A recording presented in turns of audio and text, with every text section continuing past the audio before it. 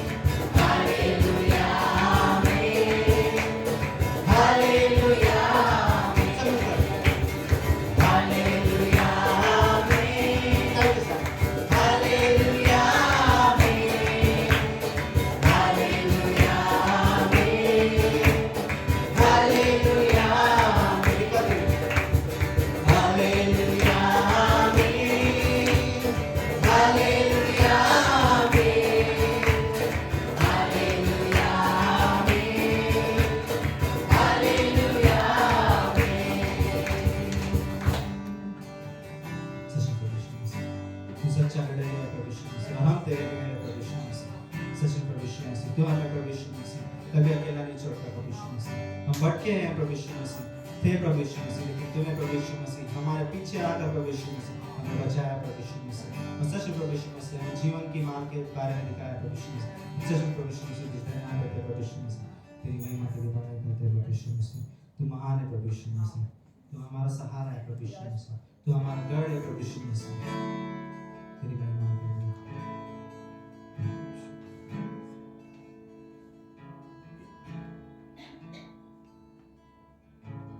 यीशु तू महान है, सारी महिमा के तू योग्य है। यीशु तू महान है, सारी महिमा के तू योग्य है। तू हमारा सहारा है, हमारे कल की तू आशा है। तू हमारा सहारा है, हमारे कल की तू आशा है। यीशु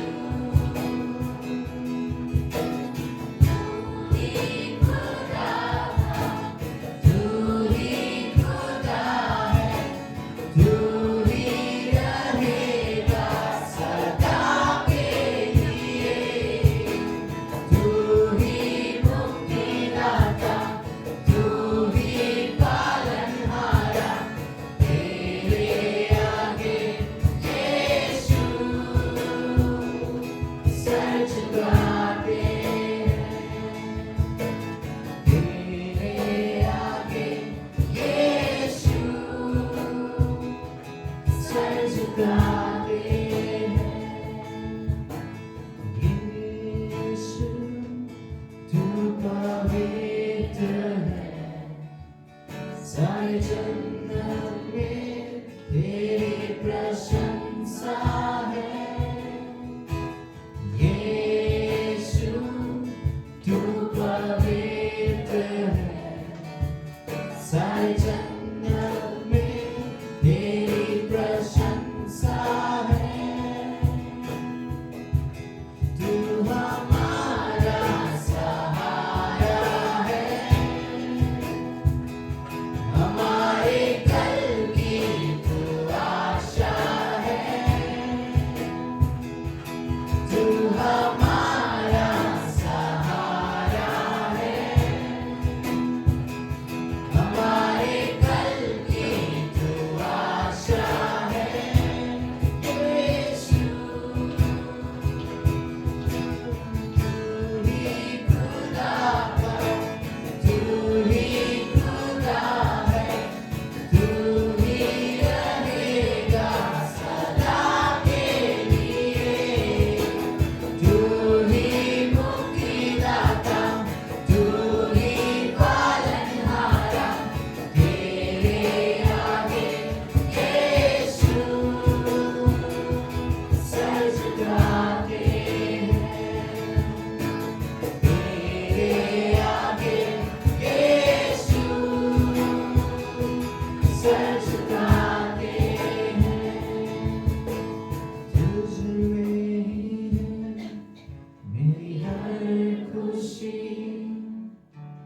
तुझसे ही है मेरी जिंदगी। यीशु तू ही मेरी प्रीत है, तुझ में ही मेरी जीत है।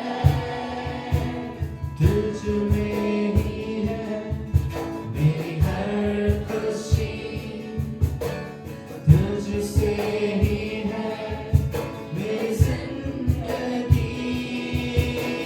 यीशु तू ही मेरी प्रीत है, तुझ में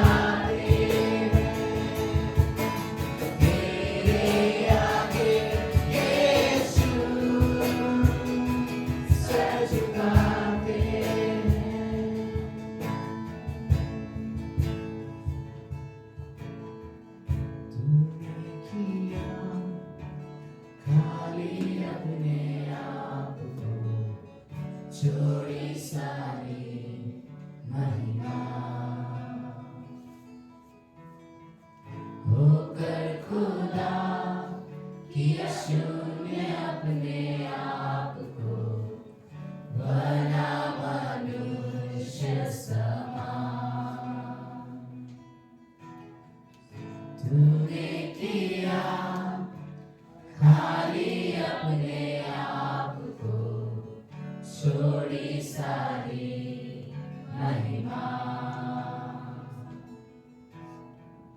होकर खुदा किया शून्य अपने आप को, बना मनुष्य समान, बन गया दास समान।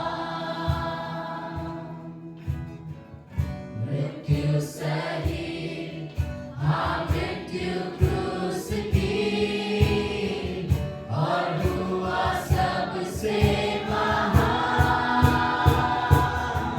तू राज करे, तू राज करे, तू राज करे सारी दुनिया पे। घुटने टीके, सारे घुटने टीके, घुटने टीके यीशु नाम के लिए।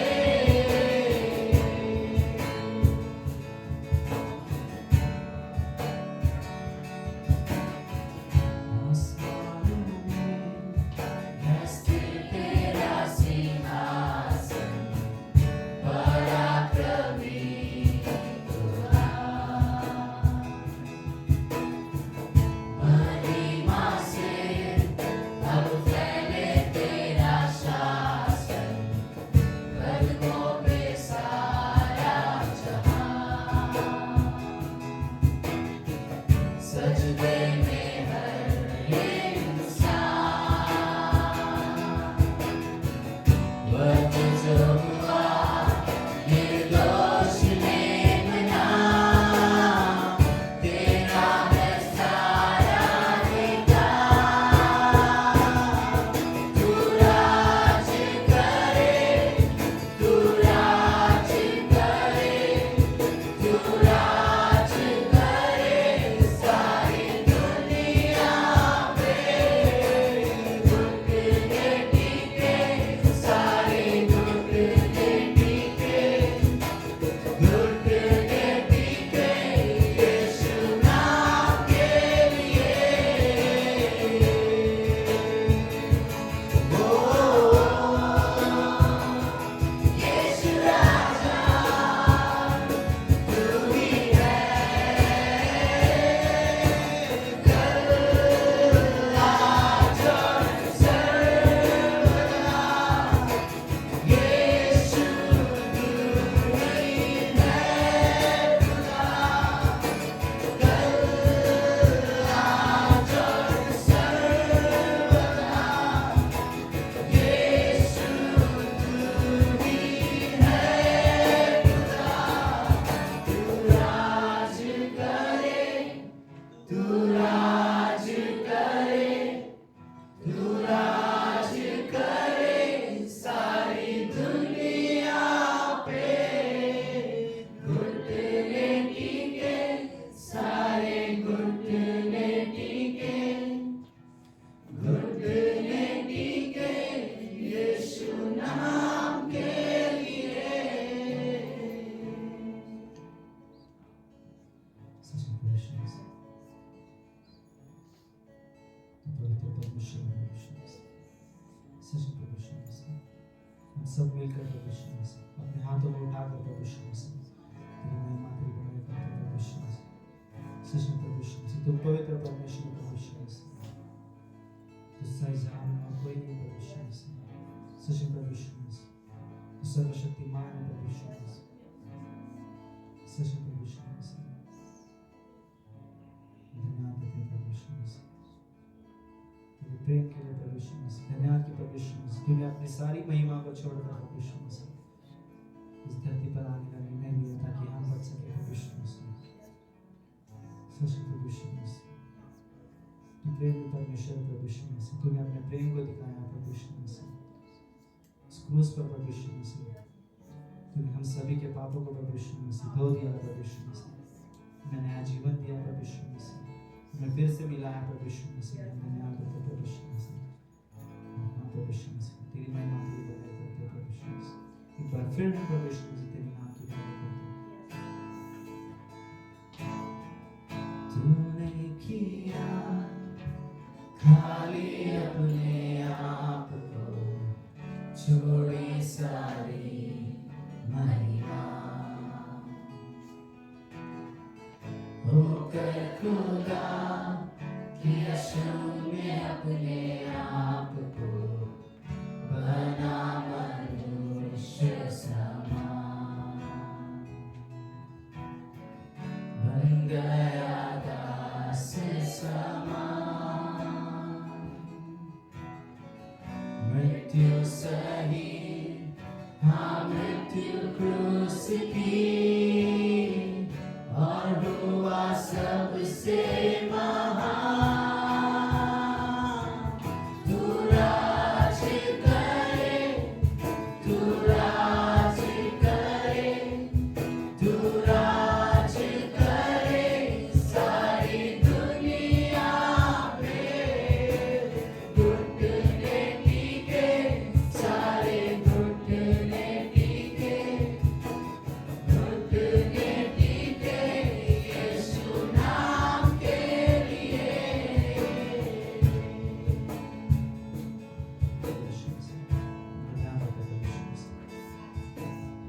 सभा के अंदर नाम लेते प्रभु यीशु मसीह, जो भी हम सुने प्रभु यीशु मसीह, प्रभु यीशु मसीह तेरे आवाज से सुने प्रभु यीशु मसीह, तू हम सभी से बातें कर प्रभु यीशु मसीह, तू हम सभी के परिस्थिति को जानता है प्रभु यीशु मसीह, हम सभी की जरूरतों को तू जानता है प्रभु यीशु मसीह। सच में प्रभु यीशु मसीह हमारा भरोसा तुझ पर है प्रभु यीशु मसीह, और सच में प्रभु यीशु मसीह हमारा पिता तू है प्रभु यीशु मसीह, तो हम तुझ पर निर्भर है प्रभु यीशु मसीह, तो हमारे जीवन को अगुवाई कर प्रभु यीशु मसीह। और प्रभु यीशु मसीह हमें फिर से प्रभु यीशु मसीह, प्रभु यीशु मसीह तेरे पीछे चलने के निर्णय लेने के लिए मजबूत कर प्रभु यीशु मसीह से मेरे विनती है। छोटी सी दुआ में तेरे नाम से आमीन।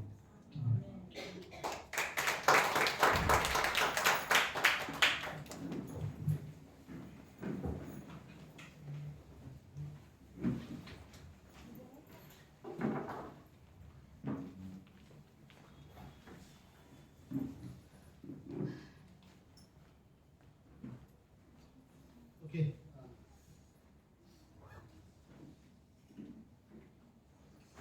सब लोग ठीक है? हाँ ओके सबका स्वागत करता हूँ हिंदी कलीसिया में। आप सब लोग वर्शिप टीम के लिए रियली आप ताली बजा सकते हैं, बहुत अच्छा लगा। ओके परमेश्वर का रियली धन्यवाद हो कि हम परमेश्वर की आराधना कर सकते हैं, राइट? परमेश्वर ने हमें चुना, हम उसकी आराधना कर सकते हैं। मैं सब भी कहता हूँ पूरी दुनिया में इससे बेहतर काम नहीं है कि एक विश्वासी परमेश्वर की आराधना करते हैं। बहुत से काम अच्छे हैं लेकिन इससे बेहतर काम नहीं है कि हम परमेश्वर की आराधना करें, right? और परमेश्वर हमारी आराधना की ओर अपनी कान लगाता है। ओके सो ओके अनाउंसमेंट है तुम्हारे लिए आज। अनाउंसमेंट ये है कि सूरज और रिंकी का एनिवर्सरी है। ये अनाउंस करना है? शायद अगले संडे ये लोग खाना रखने वाले हो चर्च में? नहीं ओके बाय द वे ये लोग का एनिवर्सरी है बट वो अनाउंसमेंट नहीं, मैं तो जस्ट मजाक कर। ओके लेट्स अनाउंसमेंट ये है कि हम लोग को पता है साल में 2 बार ग्रेटर गेस्ट कलीसिया में कॉन्फ्रेंस होता है, ओके? और ये 2 बार ऐसा होता है कि इंडिया में साल में 2 बार इंडिया में होता है। ये हर साल हर जगह होता है लेकिन इंडिया में 2 बार होता है। एक बार पास्टर शालर ग्रेटर गेस्ट के 2 ग्रेटर गेस्ट कलीसिया के 2 मेन पास्टर्स हैं, पास्टर शालर करके और दूसरे है पास्टर शिबेली करके, राइट? पास्टर शालर जो ग्रेटर गेस्ट पूरे ग्रेटर गेस्ट वर्ल्ड आउटरीच के सीनियर पास्टर है। डॉक्टर स्टीवन, मैं जस्ट आपको कलीसिया के बारे में बता दूं सर। डॉक्टर स्टीवन वो पास्टर है हमारे जिन्होंने ये कलीसिया स्थापित किया। वो बैप्टिस्ट चर्च में थे, फिर उन्होंने वहाँ से वो बाहर आए। उन्होंने देखा कि उन्हें ऐसा लगा कि हमें अनुग्रह के बारे में ज़्यादा बात करनी चाहिए क्योंकि परमेश्वर ने हमें अनुग्रह दिया है। क्रिश्चियनिटी जो है वो पूरा अनुग्रह पर निर्भर है, परमेश्वर ने हम पर अनुग्रह किया है। तो उन्होंने अपनी कलीसिया शुरुआत किया ग्रेटर ग्रेस कलीसिया करके, महान अनुग्रह करके, ओके? तो ये कलीसिया, लेकिन उनकी मृत्यु के बाद पास्टर शालर उनके जगह पर पास्टर बने और पास्टर शिबेली मिशन डायरेक्टर बने। जो मिशन डायरेक्टर जितने भी मिशनरीज है, ओके, वो सारे 600 से ज़्यादा कलीसिया है पूरे वर्ल्ड में ग्रेटर गेस्ट कलीसिया। तो वो पास्टर शिबेली हैंडल करते हैं, ओके? मतलब विजिट करते हैं और उत्साहित करते हैं। इंडिया में एक ऐसा जगह है जहाँ पर साल में 2 बार ऐसा होता है। एक बार पास्टर शालर यहाँ आते हैं और एक बार पास्टर शिबेली यहाँ पर आते हैं। मई के महीने में पास्टर शालर आते हैं और अक्टूबर के महीने में पास्टर सिवेली आते। ओके, तो ये कॉन्फ्रेंस होता है और इंडिया में अपने जितने भी चर्चेस है वो सारे चर्च के लोग यहाँ पर आते हैं और वहां पर हम लोग एक कॉन्फ्रेंस रखते हैं और वो 3 दिन का कॉन्फ्रेंस होता है। 3-4 दिन में वो आके हमें जो कुछ है वो सिखाते हैं और चले जाते हैं। ठीक है सब लोग? तो वो आते हैं अमेरिका से सिर्फ हमें सिखाने के लिए। बाय द वे वो ऑलरेडी यहाँ आ चुके हैं। वो यहाँ पहले आए और थाईलैंड में पहला उनका कॉन्फ्रेंस था। एशिया पूरा वो ऑलमोस्ट कवर कर लेते। थाईलैंड में उनका कॉन्फ्रेंस था। तो थाईलैंड में कॉन्फ्रेंस था तो उनका जो फ्लाइट था वो मुंबई में उतरा। तो मुंबई में रात को 2-3 बजे फ्लाइट उतरा और अगले दिन शाम को 7 बजे उनका वापस फ्लाइट था। तो वो अगले दिन वो खाली था, जो टाइम था वो यहाँ पर आए, 4 घंटा हम लोग को सिखाए और फिर वो थाईलैंड चले गए। राइट, तो अभी वो वापस आ रहे हैं कॉन्फ्रेंस के लिए। सो बाय द वे मैं इसलिए एक्सप्लेन करना चाहता हूँ, कॉन्फ्रेंस का फीस है 700 रुपया। मैं जानता हूँ पिछले टाइम 500 था, अब 700 है। आप लोगों को लगेगा थोड़ा सा बढ़ गया है, लेकिन मैं रियल कहना चाहता हूँ कि हम कहीं जगह पे जाते हैं, हम बड़े आसानी से खर्चा कर लेते हैं। राइट, सो घूमने के लिए जाते हैं, कहीं भी जाते हैं, तो हम लोग 700 रुपया कुछ भी नहीं है। मेरा विश्वास करो, कुछ भी नहीं है 700 रुपया। अगर आपको ये कॉन्फ्रेंस अटेंड करना है तो मैं चाहता हूँ कि आप अपना नाम दो। राइट, सुबह रहता है, शाम रहता है। गुरुवार को शाम को शुरू होगा, शुक्रवार और शनिवार सुबह शाम रहेगा और रविवार को सुबह शाम रहेगा। राइट, तो कोशिश करो, अगर आपको छुट्टी नहीं मिल रही है तो आप एटलीस्ट शाम का सेशन अटेंड करो। अगर आपको छुट्टी मिल रही है तो आप दोनों टाइम अटेंड कर सकते हो। मैं कहूँगा कि कोशिश करो कि आपकी छुट्टी मिले ताकि आप दोनों टाइम कॉन्फ्रेंस अटेंड कर सको। कॉन्फ्रेंस सच में ऐसी चीज़ है जो विश्वासी को नहीं मिस करना चाहिए। उसमें उस दिन बहुत से इंडिया के जितने भी हमारे मिशनरीज है वो सब आते हैं, अलग अलग चर्च से लोग आते हैं और आप लोग देखोगे वो भी सब अलग अलग भाषा में बात करने वाले लोग होते हैं। कोई साउथ बात करता है, कोई सब अलग अलग भाषा में बात करने वाले लोग रहते हैं। तो मैं इंकरेज करना चाहता हूँ हिंदी कलीसिया से भी। मैं चाहता था आज हमारे सारे लोग रहे तो मैं ये वर्ड बोलूँ, इसलिए मैं अनाउंसमेंट करने वाला था। मैं देखा ऑलरेडी कई सारे लोग नहीं आए, लेकिन ओके, जो भी आए हैं कोशिश करो कि 18 तारीख से 19 राइट 19, 20, 21 को कॉन्फ्रेंस है। ठीक है, तो 19, 20, 21 और 22 को संडे है। जो हमारा यहाँ पर सर्विस नहीं रहेगा वो वहीं पर सर्विस रहेगा। राइट, हम लोग भी सर्विस भी वहीं पर अटेंड करेंगे। अगर आप खाली संडे को शाम को आ रहे हो या संडे सुबह आ रहे हो, संडे का कोई चार्ज नहीं है। ओके, वो फ्री है। लेकिन फ्राइडे, गुरुवार को, शुक्रवार, शनिवार को अगर आप अटेंड कर रहे हो तो आपको 700 रुपया फीस भरना पड़ेगा। और ये 700 रुपये ज़्यादा है, सोच के कैंसिल मत करना, रियली अच्छा नहीं है। ओके, अगर कुछ सच में आप आना चाहते हो, पैसे का इशू है तो आप मुझसे डायरेक्टली बात करो। ओके, लेकिन मैं रियली नहीं चाहता कोई भी पैसे की वजह से कैंसिल करे। ठीक है, तो ये अनाउंसमेंट है अक्टूबर 18 तारीख को। मैं चाहता हूँ आज जो भी आना चाहते हो एटलीस्ट आप पैसा भले ही अगले संडे दे सको, लेकिन नाम आज ही दे दो सूरज को। हमारे पास एक वेरी गुड। तो हमारे पास पहले से अगर आपकी उम्र 12 से नीचे है तो आपके लिए खाली 400 रुपया है। अगर 5 साल से नीचे है आप फ्री में हो, जो कि उससे वैसे भी हम लोग अटेंड नहीं करने मिलता, संडे स्कूल में बैठना पड़ता है। ओके, अगर आप 12 साल के ऊपर हो तो 700 रुपये है। राइट, ओके, और क्या नाम है राज, अब तू 12 साल के ऊपर हो चुका है। राइट, 2-3 साल से वो 12 साल के अंदर ही पैसा भर रहा है। नहीं पता। ओके, तो रियली कॉन्फ्रेंस रियली अच्छा रहेगा। आओ और एंजॉय करो कॉन्फ्रेंस, रियली अच्छा रहेगा। मैं आप लोगों को सीरियसली इंकरेज करना चाहता हूँ। ओके, तो सिर्फ यही कॉन्फ्रेंस है, सॉरी यही अनाउंसमेंट था खास। बाकी जो हमारे बाइबल कॉलेज होता है जो है, मंगलवार को हमारे बाइबल स्टडी होती है, गुरुवार को बाइबल क्लास होता है, शनिवार को भी हमारा क्लास होता है। और कोशिश करो आप लोग थोड़ा और समय दे सकें मिनिस्ट्री को। ओके, ये दान के विषय में है। ओके,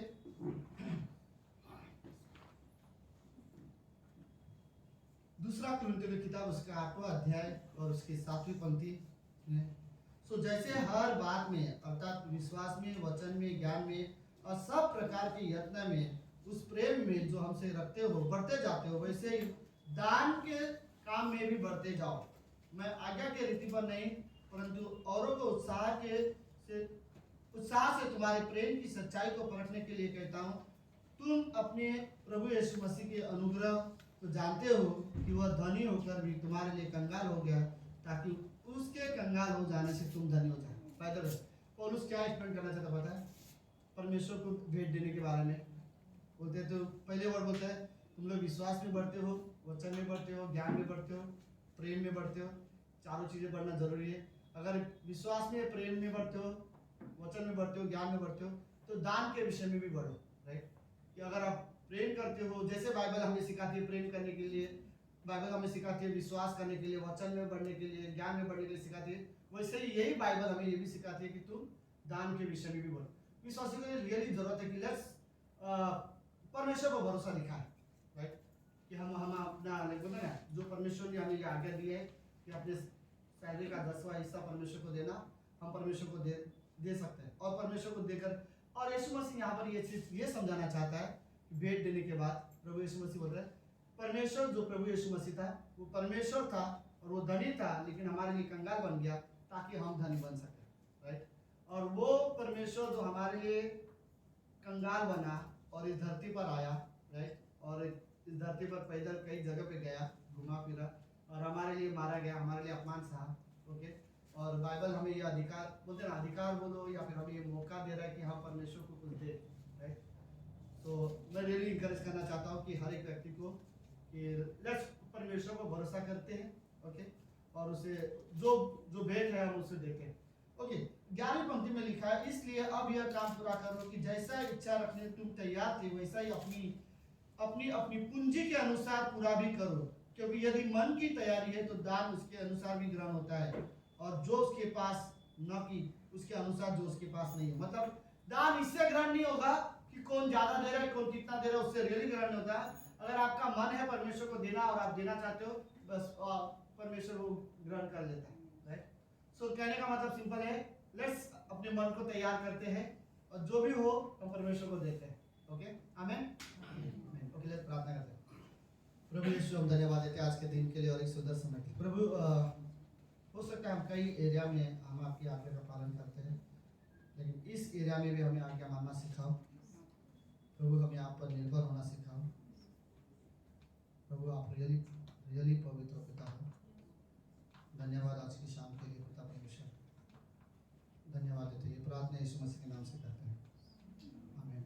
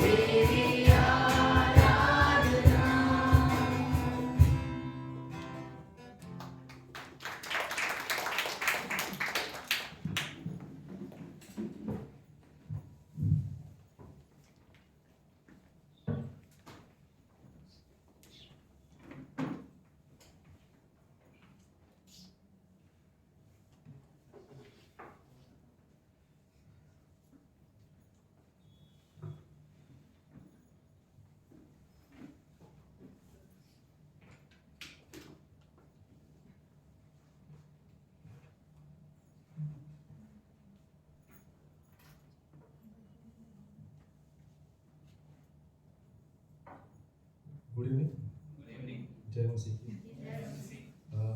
आइए हम प्रार्थना करते हैं। हालेलुया। स्वर्गीय पिता परमेश्वर, धन्यवाद पिता इस समय के लिए प्रभु। धन्यवाद देता हूँ पिता परमेश्वर कि आपने हमें यहाँ पर सुरक्षित लाया है प्रभु, और हमें हमारी हर एक ज़रूरत को पूरी किया है पिता। धन्यवाद देता हूँ। धन्यवाद देता हूँ कि आज का दिन आपने हमें दिखाया प्रभु। धन्यवाद देता हूँ इस समय के लिए कि आपने हमारी आराधना को ग्रहण किया पिता परमेश्वर, और आप हमारी अगुवाई करें, मार्गदर्शन करें प्रभु, कि जो भी वचन आए प्रभु हम उसे समझ सके पिता, और पवित्र आत्मा की सहायता से हम उसका पालन भी कर सकें प्रभु। मैं आगे का समय आपके हाथों में सौंपता हूँ पिता परमेश्वर। ये प्रार्थना आपके पुत्र प्रभु यीशु मसीह के नाम से करते हैं, आमीन। आइए हम वचन बोलते हैं मैथ्यू मत्ती का 28वां अध्याय 19वां वचन। मत्ती का 28वां अध्याय 19वां वचन पढ़ेंगे हम। इसलिए तुम जाओ, सब जातियों के लोगों को चेले बनाओ, और उन्हें पिता और पुत्र और पवित्र आत्मा के नाम से बपतिस्मा दो। आमीन। तो आज हम बात करेंगे चेले के बारे में, कि एक डिसाइपल, एक चेला कैसा होता है और हमें कैसे लोगों को बनाना है। आमीन। तो हम सभी जानते हैं कि चेला क्या होता है, राइट। हम जब यीशु मसीह ने कहा है कि जाके चेले बनाओ, तो पहले हमें यह पता होना चाहिए कि एक चेला होता कैसा है, क्या करता है, तभी तो हम लोगों को बना सकेंगे। नहीं तो अगर हमें पता नहीं है एक चेला कैसा होता है तो हम लोगों को क्या बनाएंगे, राइट। तो हमें पता होना चाहिए कि एक चेला का मतलब क्या होता है। मैं एक चेले की बात कर रहा हूँ, इसका मतलब देखो दो होता है, एक गुलाम होता है, एक चेला होता है, राइट। अगर एक डिफरेंस जानना है कि गुलाम में और एक चेले में क्या अंतर है, तो गुलाम वो होता है जिसके ऊपर आप ज़बरदस्ती कंट्रोल करते हो, हर एक चीज़ पे, उसकी इच्छाओं पर, उसकी भावनाओं पर, उसके एक्शन पर, हर एक चीज़ पर आप कंट्रोल करते हो, उसको गुलाम बोला जाता है। कि वो अपनी मर्जी से कुछ नहीं कर सकता है, आप जो चाहो वो करना चाहिए उसको, हर एक सिचुएशन में, हर एक परिस्थिति में उसको वही करना है जो आप चाहोगे, वो होता है गुलाम। और चेला वो होता है जो अपनी इच्छा से, अपनी मर्जी से कंट्रोल आपके हाथों में देता है। मतलब आप चाहकर भी उसके ऊपर कंट्रोल नहीं कर सकते जब तक वो अपनी इच्छा नहीं जाहिर करेगा, राइट। तो जब हम अपनी इच्छा से, अपनी मर्जी से, फ्री विल दिया है परमेश्वर ने हम सबको, राइट, हम अपनी इच्छा से हम अपने मालिक को या फिर किसी को भी अपना अधिकार देते हैं हमारी सिचुएशन पे, हमारी बॉडी पे, हमारी भावनाओं पे, तो वो हमारा मालिक होता है, राइट। हम उसके चेले होते हैं। ये होता है मालिक और चेले का रिश्ता, और दूसरा एक गुलाम और मालिक का रिश्ता, मैंने दो बताया, ठीक है। आई होप कि आप लोग इजराइल के बारे में सुना है, इजराइल के न्यूज़ के बारे में, कि कितने लोग वहाँ पे मारे गए, जो फलस्तीन में जाके उस पर हमला किया है।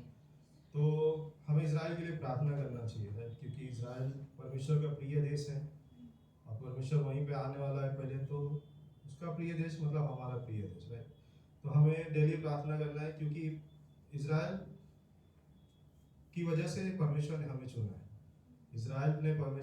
जब इजराइल ने परमेश्वर की आज्ञा का उल्लंघन किया, तो परमेश्वर ने अन्य जातियों को चुना जो हम आते उसमें।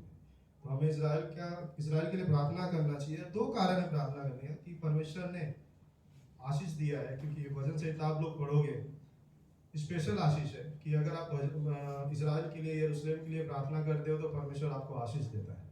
और दूसरा है कि आप रेवलेशन का किताब पढ़ोगे तो आपको आशीष मिलता है, ऐसा वचन में लिखा है, ठीक है। तो जब आइए चेले के बारे में जानते हैं। जब चेलों को परमेश्वर ने आज्ञा दिया कि जाओ, पिता पुत्र पवित्र आत्मा के नाम से बपतिस्मा दो और उन्हें चेले बनाओ, तो उनके माइंड में एक कॉन्सेप्ट क्लियर था कि चेला बनाने का मतलब क्या होता है, चेला कैसा होता है। क्योंकि जैसे ही उन्होंने यीशु मसीह के पास आए थे, जब उन्होंने यीशु मसीह पर विश्वास किया था, अपना सारा सब कुछ छोड़कर यीशु मसीह के पीछे चले थे, यीशु मसीह ने उनके मन में क्लियर कर दिया था कि चेले बनने का मतलब क्या होता है, ठीक है। आइए हम ओपन करते हैं लूका का उसका 14वां अध्याय 25 से लेकर 35 तक। ये मेरा मेन वचन है, हम उसको पढ़ेंगे।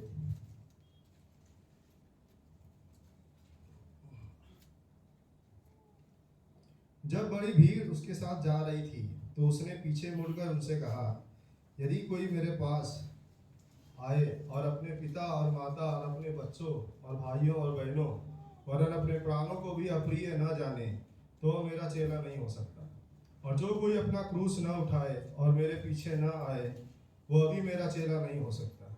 तुम में से कौन है जो घर बनाना चाहता हो और पहले बैठकर खर्च न जोड़े कि पूरा करने की सामर्थ्य मेरे पास है कि नहीं। कहीं ऐसा ना हो कि जब वह नींव डाल ले पर तैयार न कर सके तो सब देखने वाले यह कहकर उसे टट्टों में उड़ाने लगे, यह मनुष्य बनाने तो लगा पर तैयार न कर सका। या कौन ऐसा राजा है जो दूसरे राजा से युद्ध करने जाता हो और पहले बैठकर विचार न कर ले कि जो 20,000 लेकर मुझ पर चढ़ा आता है, क्या मैं 10,000 लेकर उसका सामना कर सकता हूँ या नहीं। नहीं तो उसके दूर रहते ही वह दूतों को भेजकर मिलाप करना चाहेगा। इसी रीति से तुम में से जो कोई अपना सब कुछ त्याग न दे वह मेरा चेला नहीं हो सकता। नमक तो अच्छा है, परंतु यदि नमक का स्वाद बिगड़ जाए तो किस वस्तु से नमकीन किया जाएगा। वह न तो भूमि के और न खाद के लिए काम में आता है, उसे तो लोग बाहर फेंक देते हैं। जिसके सुनने के कान हो वह सुन ले। हमें ये लास्ट में जो वचन कहता है ना, जिसके सुनने के कान हो, किसके पास काम नहीं होता है। यीशु मसीह जब कहा कहते हैं कि जिसके सुनने के कान हो, इसका मतलब ये है कि ध्यान से सुनना जो यीशु मसीह ने कहा है, राइट। ये उसका ये मतलब होता है। तो जब यीशु मसीह ये वचन है लूका 14 का 25 से लेकर 35 तक, ये 3 कंडीशन है जिससे हम चेला बन सकते हैं। ये 3 कंडीशन के बगैर हम चेले परमेश्वर के बन ही नहीं सकते, क्योंकि यीशु मसीह ने साफ कहा है अगर आप ये नहीं करोगे तो आप चेले नहीं बन सकते। अगर आप उसमें ही पढ़ोगे कि 29 और 30 तो उसमें लिखा है कि जब एक व्यक्ति बिल्डिंग बनाने जाता है या कुछ कंस्ट्रक्शन का काम करता है तो पहले वो हिसाब लगाता है, राइट, कि कितना खर्चा होगा, किस चीज में खर्चा होगा, क्या क्या सामान लगेगा, पहले वो हिसाब लगाता है। और जब वो हिसाब लगाता है और बिना हिसाब लगाए वो बिल्डिंग बनाने की कोशिश करता है, कंस्ट्रक्शन का काम करता है, तो नहीं कर पाता, क्योंकि उसे पता नहीं होता कि कितना खर्चा जा रहा है। तो पहले उसको उस चीज का कॉस्ट पता लगाना पड़ेगा कि कितना खर्चा होगा, किस चीज में खर्चा होगा, राइट। उसी तरह हम अगर परमेश्वर के चेले बनना चाहते हैं तो हमें कुछ ना कुछ कीमत चुकानी पड़ती है। वो कीमत परमेश्वर ने इस 14वें अध्याय में बताया है। तो कीमत हमें क्या चुकाना पड़ेगा, क्योंकि बिना कीमत चुकाए हम परमेश्वर के चेले नहीं बन सकते। अगर आप ही सोचो, अगर आप स्कूल जाते थे, जब बचपन में स्कूल जाते थे टीचर के पास, तो आप अपनी नींद कुर्बान करते थे, राइट। सुबह सुबह उठकर कौन जाता था? मेरे को खुद तकलीफ होती थी सुबह उठकर स्कूल जाना, तो कभी कभी मैं नहीं जाता था। तो सोचो आपको नींद कुर्बान करती है, आपको कुछ आपके माता पिता पैसे भरते हैं, फीस भरते हैं, तो आपको पैसा कुर्बान करना पड़ता है।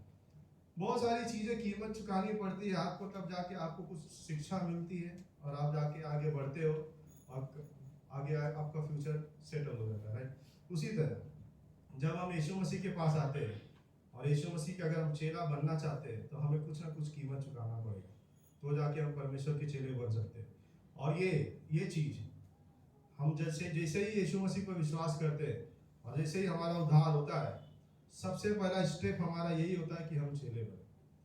क्योंकि एक चेला जानता है कि मालिक को क्या पसंद है, क्या करना है, क्या उसकी इच्छा है, क्या नहीं है।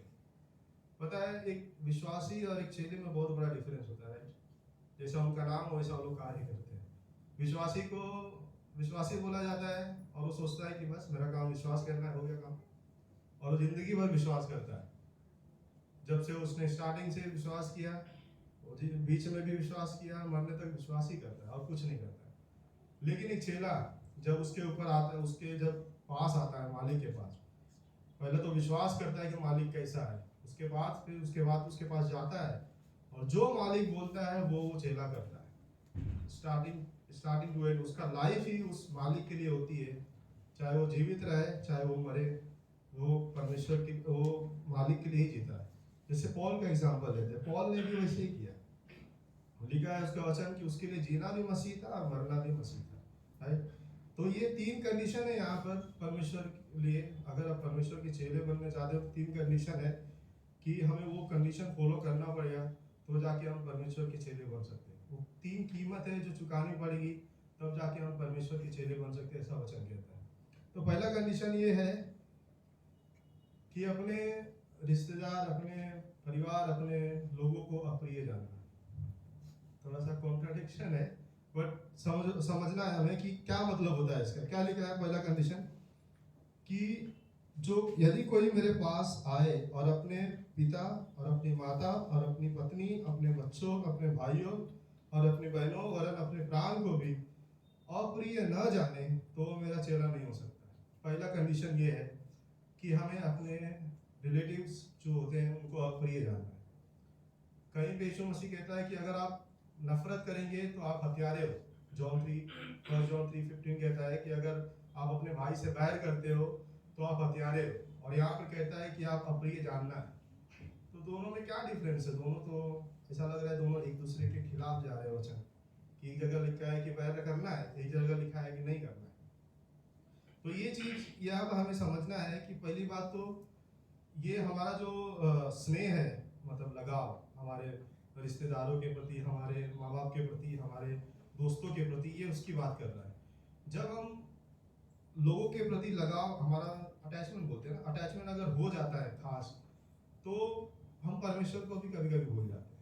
अभी आज ही समझ लो कि आज के सिचुएशन में परमेश्वर मुझे बोलता है ये काम कर, जिससे मुझे परिवार से दूर जाना पड़ेगा, लेकिन मेरा परिवार के प्रति इतना लगाव है, इतना मैं छोड़ के नहीं जाना चाहता, तो परमेश्वर की इच्छा मैं पूरी नहीं करूँगा, राइट। तो वो चीज़ है ना, हमें समझना है कि परमेश्वर ये नहीं बोलता है कि आप अपने माँ बाप, अपने रिश्तेदार, अपने दोस्तों को प्यार मत करो। वो कहता है कि जो आपका लगाव है सिचुएशन के प्रति, आपका लगाव जो है, हमारा लगाव सिचुएशन के ऊपर डिपेंड करता है, राइट। अगर मेरे माँ बाप अच्छे हैं तो मेरा भी स्वभाव अच्छा ही रहेगा उनके प्रति। मेरे माँ बाप बुरे हैं तो मेरा स्वभाव बुरा हो जाता है कभी कभी। हम लोग सोचते हैं कि मेरे माँ बाप यार मुझे अच्छा चीज़ नहीं दे पा रहे हैं, ये है वो है, कुड़कुड़ाने लगते हैं। हमारे दोस्त भी अगर हमारे साथ कुछ बुरा करे तो हम लोग बोलते हैं अरे यार मेरा दोस्त ऐसा है, वो मेरे को धोखा देता है हमेशा। हमारे रिश्तेदार भी हमें ताना मारते तो हम सोचते हैं मेरे रिश्तेदार ऐसे हैं वैसे हैं। तो हमारा जो प्यार होते हैं उनके प्रति ना, सिचुएशन के ऊपर डिपेंड करता है। अगर वो हमारे प्रति अच्छे हैं तो हमारा प्यार उनके लिए अच्छा रहता है। अगर वो हमारे लिए बुरे हैं तो हमारा प्यार डगमगाने लगता है उनके लिए। तो ये जो कहता है, ये जो स्नेह है तुम्हारा रिश्तेदारों के प्रति ना, लगाव जो है, अटैचमेंट जो है, आप उसको छोड़ो, उसको पूरी तरह छोड़ दो मेरे लिए, परमेश्वर के लिए। अगर समझो आप परमेश्वर पे यकीन मार रहे हो और यही चीज, यही लोग आपके लिए रुकावट बन रहे हैं, तो आपको उनको पीछे छोड़ना है। थोड़ा सा कठोर शब्द है, बट यकीन मानो कि परमेश्वर नहीं चाहता कि आप उनको उस तरह से छोड़ो जैसा हम लोग अब तक समझते आए, राइट। वो चाहता है कि परमेश्वर हमारे जीवन में पहला स्थान परमेश्वर होना चाहिए हर कीमत पे, चाहे वो कोई भी हो, चाहे वो कोई भी सिचुएशन ही क्यों ना हो, चाहे हम अमीर हो, गरीब हो, चाहे मिडिल क्लास हो, हमारे जीवन में पहला स्थान परमेश्वर होना चाहिए। अगर उस परमेश्वर को पहला स्थान देने में कोई मेरे बीच में रुकावट डाल रहा है तो उसको मुझे छोड़ना है। जैसे यीशु मसीह जब क्रूस पर मरने वाले थे, उन्होंने चेलों को बताया, राइट। पतरस उनका खास था, पतरस उनका चेला था। पतरस क्या बोलता है, नहीं नहीं प्रभु ऐसा मत करो। वो उसका इंसानी स्वभाव था, इंसानी लगाव था जो यीशु मसीह के प्रति बोल रहा था कि आप ऐसा मत करो। और यीशु मसीह ने क्या कहा, ये शैतान मुझसे दूर है, राइट। क्यों? क्योंकि परमेश्वर का एक फ्री विल था, परफेक्ट विल था कि यीशु मसीह को मरना है ताकि हमें उद्धार मिले, और पतरस उसी बीच में रुकावट डालता है। तो जब हम परमेश्वर के लिए कुछ करते हैं, परमेश्वर के लिए चेले बनने के बाद हम लोग कुछ काम करते हैं, परमेश्वर की इच्छा पूरी करते हैं, परमेश्वर का राज्य बढ़ाते हैं, और हमारे बीच में कोई रुकावट डालता है तो हमें उसको पीछे छोड़ना है। पीछे छोड़ना का इसका मतलब ये नहीं कि उसको ठुकरा देना है कि जिंदगी में बात ही नहीं करूंगा, ऐसा नहीं होता है। हमें उसको, क्यों परमेश्वर बोलता है उसको अप्रिय जानना, क्योंकि आपका जो लगाव है ना, वो डगमगाने वाला लगाव है सिचुएशन के प्रति। अगर हम उसको निकाल देंगे, अगर हम उसको छोड़ देंगे, परमेश्वर अपना दिव्य लगाव हमारे अंदर डालता है, और दिव्य लगाव जब डालता है परमेश्वर के ऊपर, तो हमारा लोगों के प्रति जो बर्ताव, जो प्रेम होता है ना, वो प्योर हो जाता है। तब हमारा सिचुएशन के प्रति नहीं होता है, तब हम लोग चाहे कैसे भी लोग हो, हम उनको प्यार करेंगे ही करेंगे, क्योंकि परमेश्वर हमारे अंदर वो स्वभाव डालता है। जब हम चेले बन जाते हैं परमेश्वर के, और जब हम छोड़ देते हैं लोगों को जो मेरे बीच में, परमेश्वर के बीच में रुकावट डालता है, तो परमेश्वर उस चीज को बदल देता है डिवाइन लव में, मतलब कि दैविक प्यार से हमें भर देता है। तो जो भी सिचुएशन हमारे बीच में आता है ना, जो कैसे भी लोग आए, चाहे बुरे लोग आए चाहे अच्छे लोग आए, हम उनको प्यार करेंगे, क्योंकि परमेश्वर हमारे अंदर वो चीज भरता है, ठीक है। तो पहला कंडीशन ये है कि हमें लोगों को अप्रिय जानना है जो परमेश्वर के बीच में, मेरे बीच में रुकावट डालते हैं। ये होता है पहला कंडीशन। अगर हम परमेश्वर के चेले बनना चाहते हैं। क्योंकि अगर सपोज आप परमेश्वर के लिए कुछ काम करने जा रहे हो बाहर देश में, या परमेश्वर ने आपको बोला कि अजय जा अभी इस शहर में मेरा वचन का प्रचार कर, और मैं चाहूँगा, मैं मेरे माँ बाप को नहीं छोड़ना चाहता, मैं मेरे दोस्तों को नहीं छोड़ना चाहता, मैं मेरा काम नहीं छोड़ना चाहता हूँ, तो मैं गलत कर रहा हूँ सही कर रहा हूँ? सीधी सी बात है गलत। क्योंकि मेरा उद्देश्य इस जीवन पे परमेश्वर को राज्य का बढ़ाना है, राइट। मेरा लोगों को, मैं इस धरती पर पैदा नहीं हुआ कि मैं नहाया धोया ऑफिस गया खाया पिया परिवार के साथ जिंदगी बिता रहा हूँ। इस उद्देश्य के लिए परमेश्वर ने मुझे यहाँ पे नहीं रखा है। परमेश्वर ने जो अपनी इच्छा, जो उद्देश्य के लिए मुझे यहाँ पे खड़ा कराया, मुझे वो उद्देश्य पूरा करना है, राइट। यीशु मसीह जब क्या नाम है, जब शादी हो रहा था तो वहाँ पे मरियम बोलती है कि देख वहाँ पे दाखरस खत्म हो गया है। यीशु मसीह ने सीधा मना कर दिया, क्योंकि तभी परमेश्वर की इच्छा नहीं थी कि यीशु मसीह मिरेकल करे। तो हमें परमेश्वर की इच्छा जो हमारे जहन में डाला है, जो परमेश्वर का प्लान हमारे हृदय में है, जो परमेश्वर की योजना है, जो परमेश्वर का उद्देश्य हमारे लिए है, वही हमारा मेन मोटिव होना चाहिए, वही हमारा फर्स्ट प्रायोरिटी होना चाहिए लाइफ में। अगर उसमें कोई रुकावट डालता है तो समझ लीजिए कि उसको आपको छोड़ना है, उसको आपको गिव अप करना है, बट जिंदगी भर नहीं, हमेशा के लिए नहीं। जब तक आप परमेश्वर आपको बदलने दे तब तक आपको उसको छोड़ना है, ठीक है। तो पहला कंडीशन ये है कि हमें अपने लोगों को अप्रिय जानना है जो परमेश्वर और मेरे बीच में रुकावट डालते हैं। सेकेंड कंडीशन ये है, उसी में 26, वरन अपने प्राण को भी अप्रिय न जाने तो वह मेरा चेला नहीं हो सकता। अपने प्राण को अप्रिय जानना, अपने प्राण को अप्रिय जानने का मतलब है, जो हम सैटरडे को क्लास में हमें एक सिखाया गया था कि सेल्फ लव, कि हम अपने आप से खुद से ज़्यादा ही प्यार करते हैं प्राइवेटली में, सीक्रेटली में। तो वो एक शैतान का काम होता है जो हमें नहीं करना है। ये लिखा है कि अपने आप को, अपने प्राण को भी अप्रिय न जानने का मतलब होता है कि अपने आप से नफरत करना, जो हमारे अंदर स्वाभाविक जो सांसारिक विचार है उससे नफरत करना, क्योंकि वही चीज़ें हैं जो परमेश्वर के प्रति मुझे बढ़ने से रोकती है। वही एक चीज़ें हैं जो ये कोशिश करती है कि मैं इस दुनिया में फेम पाऊँ, लोगों के बीच में मेरा नाम हो और मैं ज़्यादा पैसा कमाऊँ, अमीर हो जाऊँ, और यही चीज़ें हैं जो परमेश्वर के बीच में और मेरे बीच में रुकावट डालती है। तो हमारा जो स्वाभाविक नेचर है, जो आदम के जरिए हमारे अंदर आया है, उस चीज़ को हमें छोड़ना है, उस चीज़ को हमें नकारना है परमेश्वर के खिलाफ। जो हमारी इच्छाएं, स्वयं इच्छाएं, मैंने कहा ना एक चेला क्या होता है, जो अपनी मर्जी से अपना कंट्रोल अपने मालिक के हाथ में देता है, वो एक चेला होता है, राइट। और गुलाम, जो आप जबरदस्ती उसके ऊपर कंट्रोल करते हो, वो होता है गुलाम। तो हमें चेला बनना है, हमारी इच्छा जो है, हमारी जो फ्री विल है, परमेश्वर के हाथ में देना है। और अगर हम परमेश्वर के हाथ में अपना फ्री विल देते हैं, परमेश्वर उसको बदल देता है पूरी तरह, राइट, और ऐसी इच्छा बना देता है जैसी उसकी इच्छा हो जाती है। तो हमारा जो देखने का नजरिया होता है, हमारा जो सोचने का नजरिया होता है, वो पूरी तरह कंप्लीटली चेंज हो जाता है। क्योंकि हम अपनी नज़र से नहीं सोचते, हम इंसानी नज़र से नहीं सोचते, हम शारीरिक स्वभाव से नहीं सोचते, तभी हम परमेश्वर के नज़रिए से देखने लगते हैं। और जब हम परमेश्वर के नज़रिए से देखने लगते हैं तो हमारे लिए सब इक्वल हो जाता है, एक समान हो जाता है। कोई ना बड़ा है, ना छोटा है, ना अमीर है, ना गरीब है, कुछ भी नहीं होता है। तो जब हम अपने आप को इनकार कर देते हैं, अपने प्राण को अप्रिय जानते हैं, तब परमेश्वर हमारे अंदर अपनी इच्छा डालने लगता है, अपने विचार डालने लगता है, अपने जो देखने का नजरिया है वो डालने लगता है। तो हमें अपने प्राण को अप्रिय जानना है। एग्जाम्पल के तौर पे बोलता हूँ कि समझो कि आप कंफर्ट जोन में आराम से चर्च में आते हो, विश्वास करते हो, बहुत अच्छी बात है, करना भी चाहिए। लेकिन अगर आपको कहा जाए कि प्लीज चलो आप जरा इवेंजलिज्म साथ में करते हैं, और आप बोलोगे कि नहीं, अच्छा नहीं, लोग क्या बोलेंगे, तो उस चीज़ को आपको नकारना है, उस चीज़ को आपको अप्रिय जानना है, क्योंकि वही चीज़ें हैं जो परमेश्वर के पास आगे बढ़ने से आपको रोकती है। तो हमारे जो विचार होते हैं ना, स्वाभाविक नेचर हमारा, जो उसको अप्रिय जानना है। अपने आप को अप्रिय जानने का मतलब है कि जो हमारा सेल्फ स्वभाव है ना, उसको अप्रिय जानना है। सेल्फ लव जो हम करते हैं अपने आप से, उसको अप्रिय जानना है।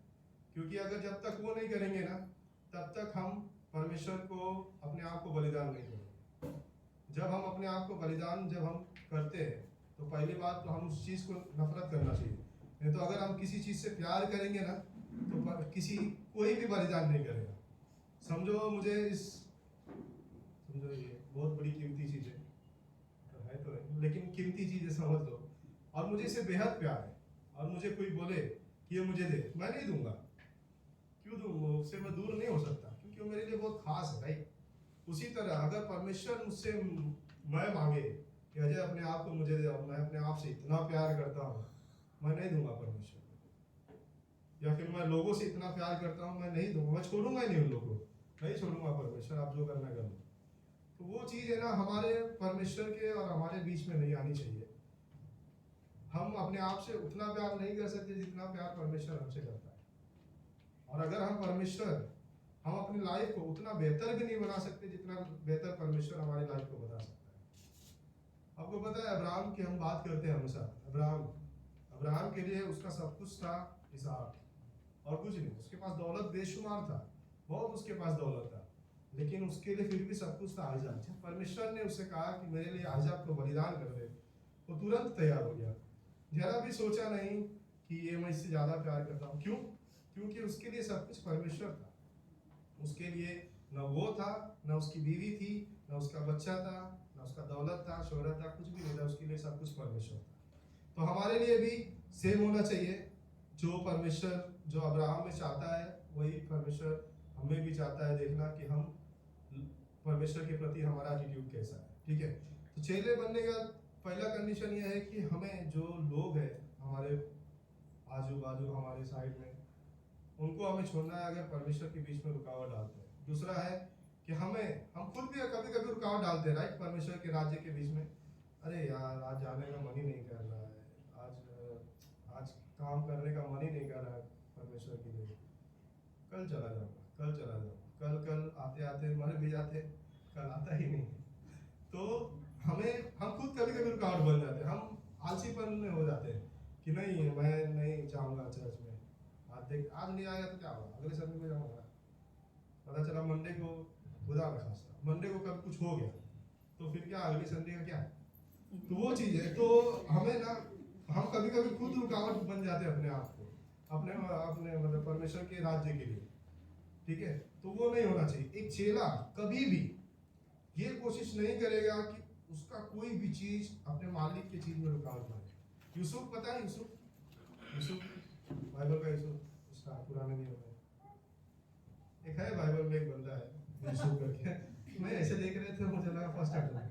तो एक यूसुफ वो जो अपने मालिक के प्रति इतना वफादार था कि उसका मालिक ने सब कुछ के ऊपर अधिकार दिया था उसको, उसकी बीवी को छोड़ के सब कुछ के ऊपर अधिकार दिया था, क्योंकि उसके प्रति उतना वफादार था। उसी तरह हम अगर परमेश्वर के चेले बनने चाहते हैं तो हमारा कोई भी चीज ना हमसे रिलेटेड चीज उसके कार्य के बीच में रुकावट नहीं होनी चाहिए, क्योंकि उसका एक परफेक्ट विल है जो हमारे जरिए वो करना चाहता है कि लोगों का उद्धार हो जाए, राइट, और वो नहीं चाहता किसी के नाश हो। थर्ड जो कंडीशन है जो हम उसके चेले बनना चाहते हैं, अगर हम उसके चेले बनना चाहते हैं तो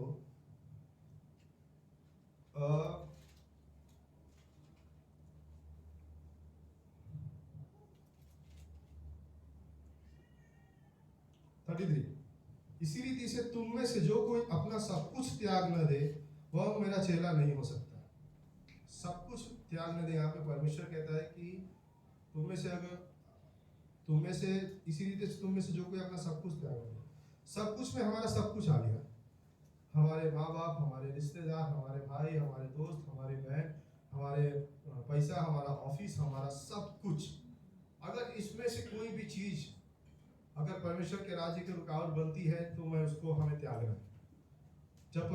जब यीशु मसीह वहाँ पे थे और लोग बोल रहे थे कि आओ मेरे पीछे हो ले, तो एक व्यक्ति कहता है कि प्रभु रुक, मेरा पिता क्या है मर गया है, मैं उसको दफना कर आता हूँ। यीशु मसीह क्या बोलते हैं कि मुर्दों को अपना खुद दफन कर लेंगे, तुम मेरे पीछे आ गए। तो अगर जब हम यीशु मसीह के चेले बनना चाहते हैं और यीशु मसीह का कार्य करना चाहते हैं तो हमें ऐसा कुछ भी ऐसा नहीं छोड़ना है जो मुझे रोके कि नहीं मत जा, कुछ काम कर ले। तो हमारा जो अटैचमेंट है ना, मैंने जैसे कहा पहले कि अटैचमेंट हमारा नहीं होना चाहिए उस चीज के प्रति जो परमेश्वर के बीच में मेरे में रुकावट डाल सकता है। हम सब जानते हैं कि वो मेरे लिए और मेरे जीवन में क्या है। हम अपनी लाइफ में झांक कर देखें तो हम सब जानते हैं कि मेरी लाइफ में क्या चीज़ है जिससे मैं ज़्यादा लगाव रखता हूँ, जिससे मैं परमेश्वर से भी ज़्यादा लगाव रखता हूँ कि अगर परमेश्वर मांगे तो मैं नहीं दे पाऊंगा। हम सब जानते हैं, वो हमारे पाप हो सकते हैं, हमारे बुरे काम हो सकते हैं, हमारे शारीरिक चीज़ें हो सकती है, कुछ भी हो सकता है जो हम परमेश्वर को नहीं दे पाएंगे क्योंकि हमारा लगाव उतना है। तो उस लगाव को, मैंने पहले कहा, उस लगाव को हमें छोड़ना है, ना कि उस व्यक्ति को, ना उस इंसान को छोड़ना है, पर उस लगाव जो हमारा लोगों के प्रति है और जो परमेश्वर के बीच में रुकावट डाल रहा है, उस लगाव को छोड़ना है। तो ये 3 कंडीशन है परमेश्वर के चेले बनने के लिए। तो हमें ये कोशिश करनी चाहिए कि जब मैं परमेश्वर का चेला बनना चाहता हूँ और मैं परमेश्वर का कार्य करना चाहता हूँ, तो याद रहे कि मेरा कोई भी चीज़ है मेरे और परमेश्वर के बीच में रुकावट ना डाले। एक चेला क्या करता है पता है? एक चेला, मैं किसी के साथ बात कर रहा था, आई थिंक इसी चर्च में किसी से बात कर रहा था कि हमें ना बिलीवर नहीं बनना चाहिए, हमें क्रिश्चियन बनना चाहिए, क्रिश्चियन। क्योंकि बिलीवर क्या करता है पता है? बिलीवर बस विश्वास करता है कि हाँ मेरा काम हो गया, मैं यीशु मसीह पर विश्वास कर रहा हूँ, मेरा परमेश्वर है, मेरा उद्धार करता है। लेकिन एक क्रिश्चियन क्या करता है? जो वो अपने क्राइस्ट को फॉलो करता है। तो जो हम, और एक चेला भी वो अपने मालिक को फॉलो करता है। अगर हम मसीह के चेले हैं तो हमें उस मसीह को फॉलो करना है। हमें बिलीवर नहीं बनना है, हमें चेले बनना है या तो हमें क्रिश्चियन बनना है। ठीक है, तो ये हमारा एक कंडीशन है 3 जो हमें चेले बनना है। और अगर हम चेले नहीं बनते तो हमारा लाइफ वेस्ट। क्योंकि अगर आप 34 पढ़ोगे, उसके नीचे कंटिन्यू कहता है कि नमक तो अच्छा है, परंतु यदि नमक का स्वाद बिगड़ जाए तो वह किसी वस्तु से नमकीन किया जाएगा, वह न तो भूमि के और न खाद के लिए काम में आता है, लोग उसे बाहर फेंक देते हैं। हमारा जीवन एक नमक के जैसा, परमेश्वर ने कहा है मत्ती में कि हमारा एक जीवन एक नमक के जैसा है कि जब हम लोगों के बीच में जाए तो स्वाद बोल देना चाहिए उन लोग। तो लेकिन अगर हम यहाँ पे लिखा है कि अगर हम उसके चेले नहीं बन सकते तो नमक जैसा अपना स्वाद खो देता है, उसी तरह हम अपना स्वाद खो देते हैं। ना हम लोगों के काम में आएंगे, ना चीज़ों के काम में आएंगे, किसी काम में हम नहीं आएंगे। तो ये चीज़ है हमारा कि हमें चेले बनना है परमेश्वर के जैसा, यीशु मसीह जैसा पिता चाहता है कि उसके चेले बने। बाकी के 12 चेले, पता है उन्होंने क्या किया? उनके लाइफ के जरिए दिख जाते थे कि ये लोग यीशु मसीह के चेले थे, क्योंकि उन्होंने वो ऐसा काम किया जैसा यीशु मसीह ने काम किया। तो एक चेला हमें बनना चाहिए, क्योंकि चेले बनने के लिए ना हमें बहुत सारे कंडीशन फॉलो करते हैं, जो 3 कंडीशन मैंने बताया है। और अपने क्रूस उठाकर, डेली क्रूस उठाकर हमें चलना है। वहीं पे कहता है हमें डेली प्रार्थना करना है, बाइबल में लिखा है, डेली वचन पढ़ना है। लेकिन ये भी इम्पोर्टेंट है साथ में कि हमें डेली क्रॉस उठाकर चलना है। क्रॉस का मतलब ये नहीं कि एक 5 रुपये का क्रॉस खरीदा, 2 मिनट का और चलने लग गया। बहुत लोग करते भी। मैं कई लोगों से पूछा है जिनको कुछ नहीं पता है, उनसे पूछा क्यों करता है, तो बोलता है कि लिखा है ना बाइबल में, क्रूस उठा के चलना चाहिए। मैं बोला अच्छा ठीक है। तो क्रूस उठाने का मतलब मैं बता दूं, अगर हमें पता नहीं है तो क्रूस उठाकर कि मेरी मौत कभी भी आ सकती है, और मैं उस चीज़ को मैं परमेश्वर के लिए, समझ लो इजराइल का न्यूज़ सुना ना आप लोगों ने, वो प्रोफेसी पूरी हो रही है, राइट? कई लोग मारे गए, तो अंतिम दिन नज़दीक है और कभी भी यीशु मसीह आ सकते हैं। तो मेरा हर एक दिन, मेरा हर एक पल, हर एक सेकेंड मैं ऐसा जीऊँ, समझो जब परमेश्वर चुटकी बजाए तो मैं ऊपर चला जाऊँ। तो हमारा एक लाइफ ऐसा जीना चाहिए, एक चेले की तरह जीना चाहिए। चेला अपनी पूरी लाइफ मालिक को दे देता है, कुर्बान कर देता है। ले तू जो बोलना चाहता है मैं करूँगा, लेकिन प्लीज़ मुझे अपने जैसा बना, राइट? तो उसी तरह हम अगर परमेश्वर जैसा बनना चाहते हैं, बाइबल में लिखा है कि हम मरेंगे तो यीशु मसीह जैसे होंगे। तो उसी तरह अगर हम यीशु मसीह जैसा बनना चाहते हैं, यीशु मसीह जैसा दिखना चाहते हैं, तो हमें भी उसी तरह काम करना चाहिए जैसा यीशु मसीह ने काम किया है। यीशु मसीह ने भी उसी तरह परमेश्वर का काम किया जैसा एक चेला मालिक के प्रति करता है। उसने अपना पूरा लाइफ सौंप दिया परमेश्वर को। 3.5 साल जिए, 3.5 साल में उन्होंने पूरी दुनिया हिला दी। हम 20-25 साल हो जाते हैं, हम घर को ही नहीं ला पाते। तो हमारा लाइफ ना उस तरह से होना चाहिए। एक ही साल काम करो परमेश्वर के लिए, पर ऐसा काम करो कि परमेश्वर जब आप ऊपर जाओ, परमेश्वर आपको बोले हे शाबाश और अच्छे और शाबाश अच्छे विश्वास योग्य दास। वो कल हमने जो सैटरडे को सुना, तो परमेश्वर हमारा लाइफ इस तरह से जीना चाहिए, एक चेले की तरह, एक मालिक की तरह, कि जो बोले, जो भी बोले मैं वो करूँ, मेरी मर्जी से कुछ नहीं कर सकता। क्यों? क्योंकि मैंने अपना विल, अपना फ्री विल मैंने उसको सौंप दिया। ठीक है, आमीन। और एक लास्ट चीज हम बात करेंगे, लास्ट चीज कि जो मैंने कहा ना कि पहली बात तो ये समझ लो कि चेले बनने से पहले ना हमें क्या कीमत चुकानी पड़ेगी, उसके लिए हम तैयार है कि नहीं। क्योंकि यहाँ पर लिखा है कि उस व्यक्ति के बारे में सोचो कि व्यक्ति जब बिल्डिंग बना रहा है, दीपक तुम कंस्ट्रक्शन में यहाँ होते रहे, अभी दीपक कुछ काम करने जा रहा है और हिसाब ही ना लगा है कि इसमें कितना खर्चा जाएगा। ठीक है, छोड़ खर्चा बना लेते हैं, पता चला उसमें 1 करोड़ लग गया, तो दीपक बोले अरे बाप रे, करना ही नहीं चाहिए, राइट। तो पहले ना उस चीज को पता लगाओ, ये जो कॉस्ट परमेश्वर ने बताया, जो कीमत बताया, क्या मैं उसके लिए तैयार हूँ। और तैयार नहीं हो तो कोई ऑप्शन नहीं है कि आप वो बिल्डिंग तो नहीं बना सकता था, उसके पास ऑप्शन था, लेकिन आपके पास कोई ऑप्शन नहीं कि आप चेला नहीं बन सकते, आपको बनना ही है। उसके लिए हमें प्रार्थना करना है पवित्र आत्मा को कि आप मेरी सहायता करो। पवित्र आत्मा हमारी सहायता करता है हमें उस चीज से। परमेश्वर ने हमें पवित्र आत्मा क्यों दिया है? सहायता के लिए, राइट। कि अगर परमेश्वर को मैं काम करना चाहता हूँ, ये तकलीफ दे रहा है मुझे, पवित्र आत्मा है उसको दूर करने के लिए, बस उसको हमें बोलना है। हम खुद ही ट्राई करने लगते हैं कि ओके ये रुकावट बन रहा है, तू दूर जा दूर जा दूर जा, और उसको दूर भगाते भगाते हम उसके करीब ही चले जाते हैं। तो चीज हमें पवित्र आत्मा को ही दे देना है, इससे अच्छा ले तू जो करना है करो, जो काम करेगा हमसे बेहतर करेगा, समझ रहे हो।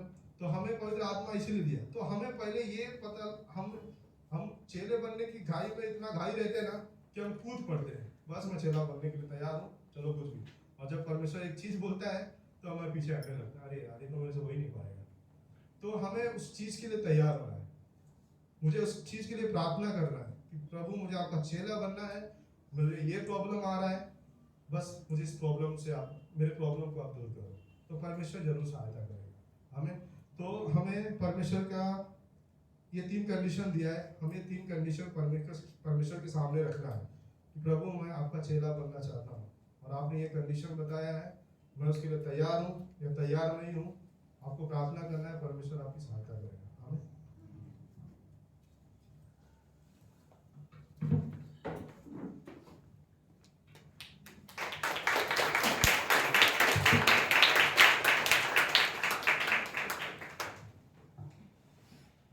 गुड, सब लोग कैसे हैं?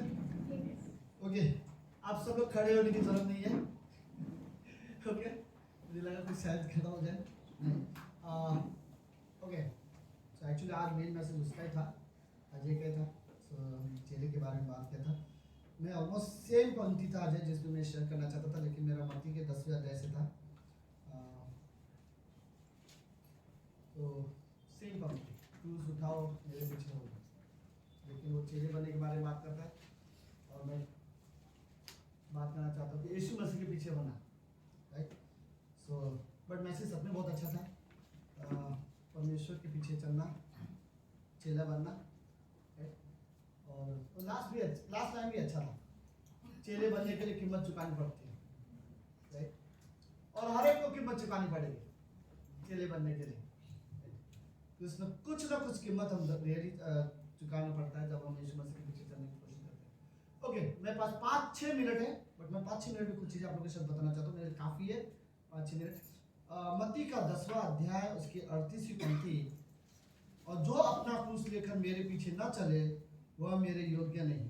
ओके, और लूका के अध्याय में क्या बोलता है, वो मेरा चेला नहीं बन सकता। ओके, यहाँ पंक्ति में ये वर्ड बोलते हैं, पहले दोनों अलग पैसेज है, वो अलग जगह पे बोला गया पंक्ति है, या अलग जगह पे बोला गया पंक्ति है, लेकिन प्रभु यीशु मसीह यहाँ पे बोल रहा है।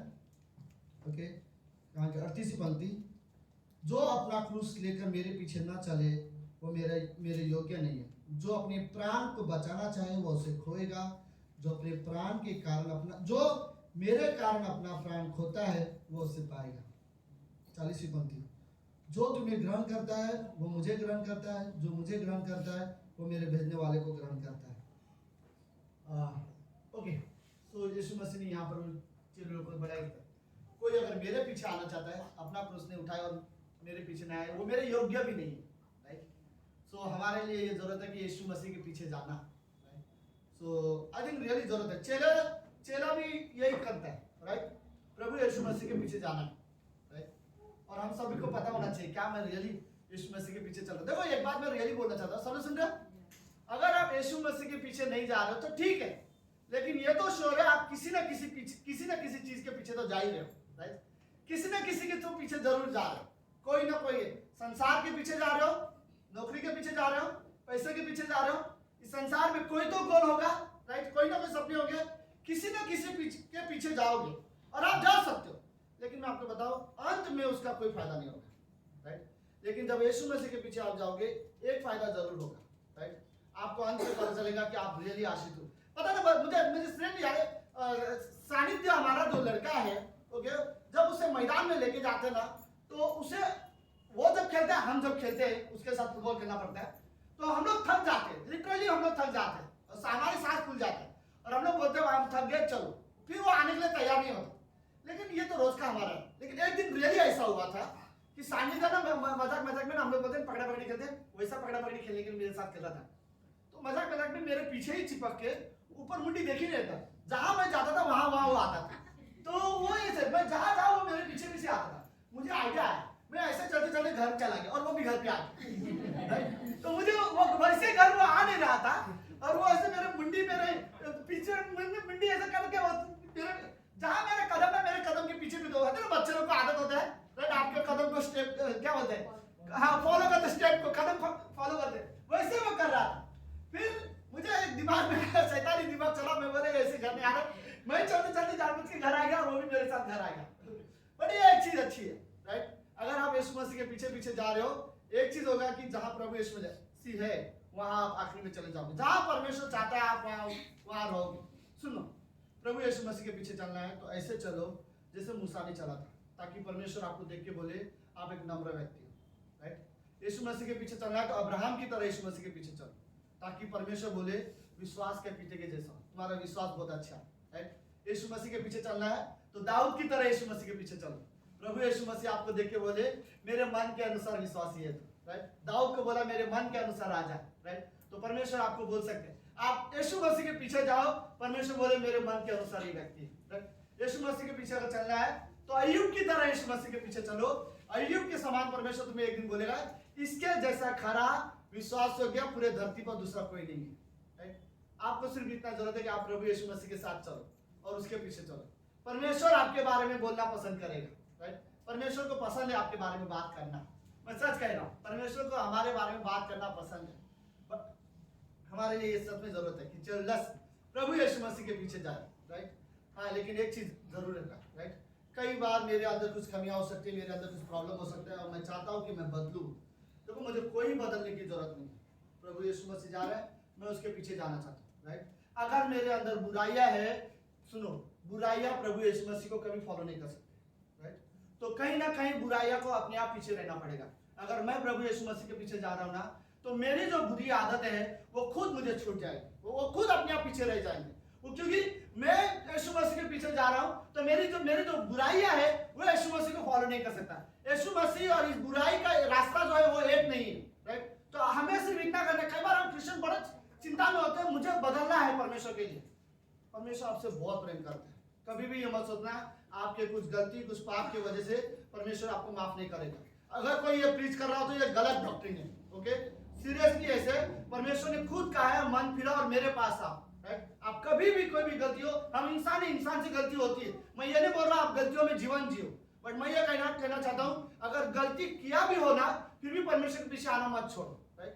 आप फिर भी परमेश्वर के पीछे जाओ। परमेश्वर आपसे बहुत प्यार करता है, राइट। इवन मैं आपको बताऊं हमारे पाप से ज्यादा परमेश्वर हमसे प्यार करता है, राइट।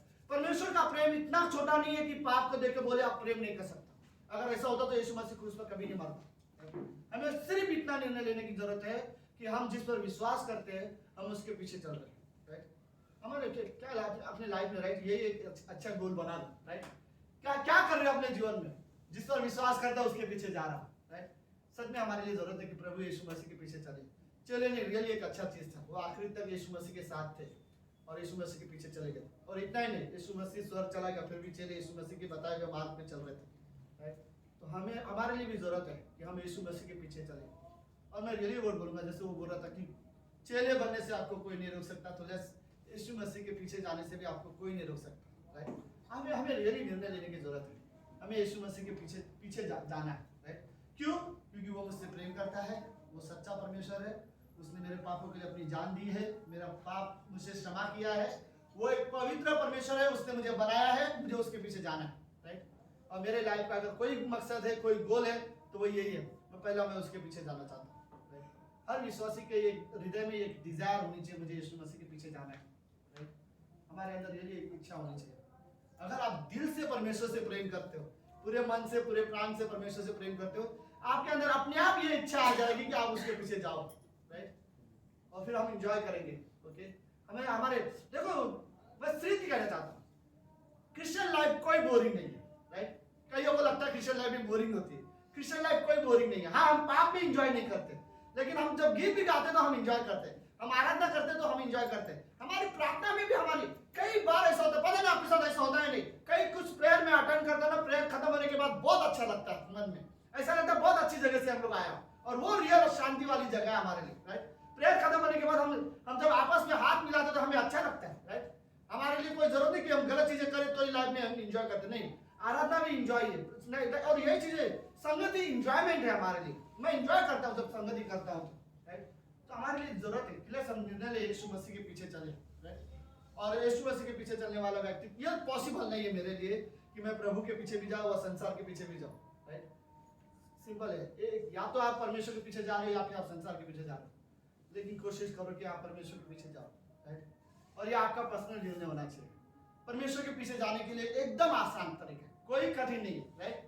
सबसे आसान है परमेश्वर के पीछे जाना। परमेश्वर जो कहता है वो करो, एंजॉय करो परमेश्वर की संगति, राइट।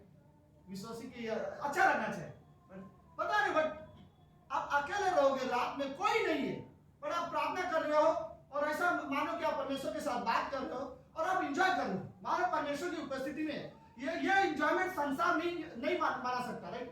संसार एक चीज कभी नहीं करता अपने जीवन में, वो परमेश्वर की आराधना महिमा उनको नहीं पता, राइट। और हमारे पास, हम रियली परमेश्वर के साथ संगति करते हैं, परमेश्वर ने हमें संगति के लिए बनाया है, ओके। परमेश्वर ने सबको पता है, राइट। परमेश्वर ने हमें दो चीज के लिए बनाया, क्यों? कौन सी दो चीजें हैं?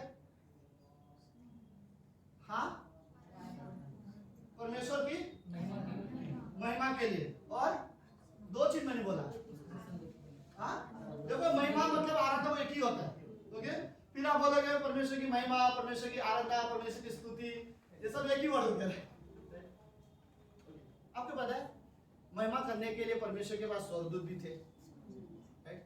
लेकिन परमेश्वर ने मनुष्य को बनाया ताकि संगति के लिए, उनके साथ फेलोशिप करने के लिए, बैठ के बात करने के लिए। ये चीज, स्वर्गदूत परमेश्वर की आराधना करते रहते हैं, लेकिन मनुष्य जो बनाए गए थे हमेशा सिर्फ आराधना नहीं करते थे, परमेश्वर के साथ बातचीत करते थे, फेलोशिप करते थे। परमेश्वर ने एक संगति के लिए बनाया हमें, राइट। पता है, स्वर्गदूतों को परमेश्वर ने कभी दोस्त नहीं बोला है, राइट। स्वर्गदूतों को परमेश्वर ने कभी दोस्त वर्ड नहीं बोला, लेकिन दोस्त शब्द परमेश्वर ने मनुष्य के लिए इस्तेमाल किया, राइट। परमेश्वर को, हाँ, स्वर्गदूतों को भी पुत्र कहा गया है, परमेश्वर के दूत, परमेश्वर के बेटे बोला गया है, राइट। लेकिन दोस्त वर्ड परमेश्वर ने किसी को बोला है तो वो मनुष्य के, पता है क्यों? क्योंकि दोस्त के बीच में फेलोशिप बहुत अच्छी होती है, राइट। और परमेश्वर हमारे साथ फेलोशिप करना चाहता है, तो फिर संगति के लिए हमें परमेश्वर ने बनाया है, राइट। हमें उसके पीछे जाना चाहिए ताकि हम उसके साथ संगति करें। पता है, मैं आपको बताऊं, आपके बेस्ट फ्रेंड कौन होने चाहिए? आप परमेश्वर के पीछे जाओ और आजू बाजू में देखो जो परमेश्वर के साथ चलते हैं उनके साथ दोस्ती करो, राइट। वही बेस्ट है, राइट। अगर आप उन व्यक्ति के साथ दोस्ती करोगे जो परमेश्वर के पीछे नहीं जाते, कहीं ना कहीं आप भी रुक जाओगे परमेश्वर के पीछे चलना, राइट। मुझे पंक्ति पसंद है, गलातियों का 5:7 पंक्ति, राइट। तुम भली भांति दौड़ रहे थे, किसने तुम्हें रोक दिया, राइट। तो आप परमेश्वर के पीछे चलो और कोई ऐसा ना हो कि आपको रोके, राइट। और एंजॉय करो परमेश्वर, हमारा परमेश्वर सब में। और कभी कभी रियली परमेश्वर से प्रार्थना करो, ओके, बात करो। परमेश्वर ऐसा नहीं कि जैसे ऑफकोर्स परमेश्वर है, लेकिन वो तुम्हारा पिता भी है, राइट। और जैसे एक बेटा अपने पिता से बात करता है, वैसे परमेश्वर से बात करो। हमें रियली जरूरत है हम परमेश्वर के साथ अपना संबंध बनाए रखें, आमीन। प्रार्थना करते हैं। प्रभु यीशु, हम धन्यवाद देते हैं आज के दिन के लिए और एक सुंदर समय के लिए। प्रभु जो संदेश आज हमने सुना कि यीशु मसीह के चेले, और पहली लाइन जो हमने, जो फर्स्ट पॉइंट जो हमने, अपने आप को भी अप्रिय जानना, अपने परिवार को अप्रिय जानना गॉड, क्योंकि जरूरत है प्रभु। ऐसा नहीं कि हम किसी से नफरत कर रहे हैं, लेकिन हम ये कहना चाहते हैं गॉड कि आपसे ज़्यादा हम किसी से प्रेम नहीं कर सकते प्रभु। हम आपसे सबसे ज़्यादा प्रेम करते हैं, हम आपको पहला स्थान देते हैं, जो आज हमने सुना प्रभु यीशु। धन्यवाद पिता प्रभु यीशु। मैं प्रभु, हमने इस पुलपिट से आज मैसेज जो सुना है यीशु मसीह के चेले बनने के बारे में प्रभु, ये संदेश था जो हम सभी ने ग्रहण किया, लेकिन प्रार्थना करना चाहता हूँ गॉड कि इस कमरे में रियली लोग शिष्य बने, रियली लोग निर्णय ले शिष्य बनने का, चेले बने प्रभु यीशु, आपके चेले बने। धन्यवाद पिता, धन्यवाद। प्रार्थना यीशु मसीह के नाम से करते हैं, आमीन।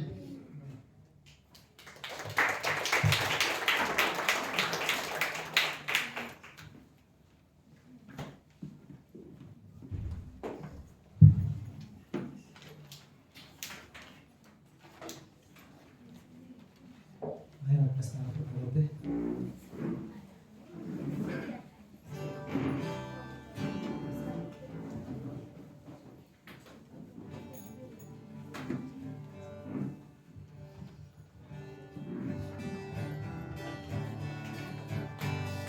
यीशु है सच्चा, उसके हम तेरे हरी चराइयों में हमें चराता है। यीशु है सच्चा बढ़िया, उसके हम तेरे हैं। हरी चराइयों में हमें चराता है। रात की पहाड़ियों में ले चलता है, जहाँ पे सुख गाय चलने बैठते हैं वो। रात की पहाड़ियों में ले चलता है, जहाँ पे सुख गाय चलने बैठते हैं वो। यीशु है सच्चा बढ़िया, उसके हम तेरे हैं। हरी चराइयों में हमें चराता है। यीशु है सच्चा बढ़िया, उसके हम तेरे हैं। हरी चराइयों में हमें चराता है। हाथों में मेरी रक्षा वो करता है, शैतान के हाथों से हमें छुड़ाता है वो। हाथों में मेरी रक्षा वो करता है, शैतान के हाथों से हमें छुड़ाता है वो। यीशु है सच्चा बढ़िया, उसके हम तेरे हैं। हरी चराइयों में हमें चराता है। यीशु है सच्चा बढ़िया, उसके हम तेरे हैं। हरी चराइयों में हमें चराता है।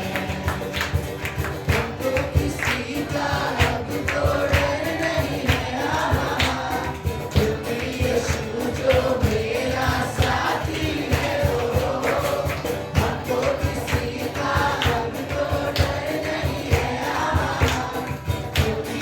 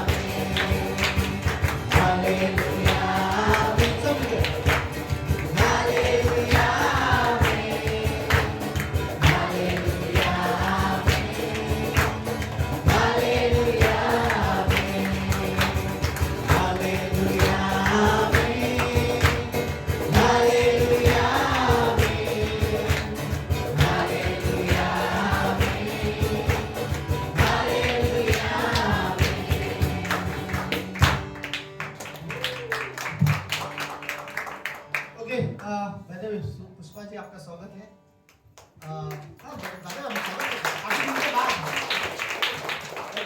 नानी बन गई है तो okay okay thank you so much बाकी सभी लोगों के सीरियसली काफी बहुत बहुत फेथफुल विश्वास योग्य लोग हैं आप लोग और इस कलीसिया के लिए सच में आमीन हम इस कलीसिया से प्रेम करते हैं right okay but by the way really ये आपका कलीसिया है राइट और आप प्रभु यीशु मसीह की योजना से आप यहाँ पर हो ना किसी के इमोशन से ना किसी ने खींचा ना किसी ने जादू तो ना किया इसलिए आप यहाँ पे नहीं हो राइट परमेश्वर ने अपनी मर्जी में आपको यहाँ पे रखा है परमेश्वर ने अपनी मर्जी में मुझे भी यहाँ पे रखा है और हम एक दूसरे के लिए सच में ब्लेसिंग है राइट और हम ये बॉडी लाइफ एंजॉय करते हैं यीशु मसीह इस कलीसिया का सिर है राइट और हम उसके देह के अंग हैं और हम मैं रियली चाहता हूँ कि हम लोग ऐसे विश्वास में बढ़ते रहे ओके तो मैसेज के अनुसार मैं कहूँ कि लेट्स सच में हम शिष्य बनते हैं शिष्य का मतलब एक्चुअली वो एक वर्ड में शिष्य का मतलब क्या है संदीप भाई नहीं शिष्य का मतलब सीखने वाला शिष्य मतलब क्या वर्ड क्या होता है शिष्य शब्द का मतलब क्या है सीखने वाला राइट सो हर स्टूडेंट वर्ड होता है राइट स्टूडेंट वर्ड ही शिष्य होता है शिष्य का मतलब होता है सीखने वाला लेकिन हम यीशु मसीह के शिष्य क्यों बोले जाते हैं हम उसके बारे में सीखते हैं राइट और यीशु मसीह संसार के बारे में नहीं सिखाता वो हमें स्वर्ग के बारे में सिखाता राइट कुलिसियों के 3 अध्याय में लिखा है कि स्वर्गीय वस्तुओं पर अपना मन लगाओ उनके बारे में सीखो राइट स्वर्गीय वस्तुओं पर अपना मन लगाओ ना कि इस संसार के चीजों पर क्यों कहा होगा क्योंकि ये सारी चीज नष्ट होने वाले हैं राइट और डेफिनेटली जो स्वर्गीय चीज है वो कभी नष्ट होने वाली नहीं है राइट हर विश्वासी को ये डिसीजन लेने की जरूरत है कि लेट्स शिष्य बनना कोई बड़ा काम नहीं है कोई बड़ा ये नहीं है पर परमेश्वर के बारे में सीखते रहना मतलब जो सीखा वैसे करते रहना यीशु मसीह बोलता है प्रेम करो प्रेम करना यीशु मसीह बोलता है एक दूसरे को क्षमा करो क्षमा करना यीशु मसीह ने बोला आराधना करो आराधना करना राइट शिष्य यही है सीखने का मतलब यही है हमने सीखा आराधना के बारे में बाइबल सिखाते हम आराधना करना सीखते राइट तो ये वर्ड जो है शिष्य हम जीवन भर रहेंगे राइट जीवन भर हम यीशु मसीह के बारे में सीखने वाले रहेंगे आमीन आमीन लेट्स प्रार्थना करते हैं प्रभु यीशु हम धन्यवाद देते हैं आज के दिन के लिए और एक सुंदर समय के लिए और प्रभु मैं विश्वास करता हूँ इस कमरे में सच में आपकी शिष्य है और ये लोग वो है जो सच में आपको फॉलो करते हैं जो दिल से प्रभु आराधना के लिए आते हैं प्रभु हम आपकी आराधना करना चाहते हैं हम आपकी महिमा करना चाहते हैं प्रभु हमारे लिए आप रियली मायने रखते हो गॉड धन्यवाद पिता परमेश्वर धन्यवाद प्रभु यीशु हमें रियली सिखाओ कि कुछ चीज़ें जिन्हें हम अप्रिय जानना सीखे सिर्फ माँ बाप ही नहीं कोई भी चीज़ इवन कोई वस्तु सारी चीज़ें जो थर्ड पॉइंट हमने सब कुछ तो जिन्हें हम रियली सोचे कि कोई भी चीज़ हमारे लिए परमेश्वर से ज़्यादा इंपॉर्टेंट नहीं है कोई भी चीज़ हमारे लिए परमेश्वर से ज़्यादा इंपॉर्टेंस नहीं है प्रभु हम रियली धन्यवाद देते हैं ये कलीसिया प्रभु हम रियली चर्च को हम प्राथमिकता देना जानते हैं प्रायोरिटी देना जानते हैं चर्च हमारे लिए कोई ऑप्शन नहीं है हमारे लिए रियली प्रायोरिटी है धन्यवाद पिता परमेश्वर धन्यवाद इस कलीसिया के लिए और लोगों के लिए यीशु मसीह के नाम से प्रार्थना करते हैं आमीन आमीन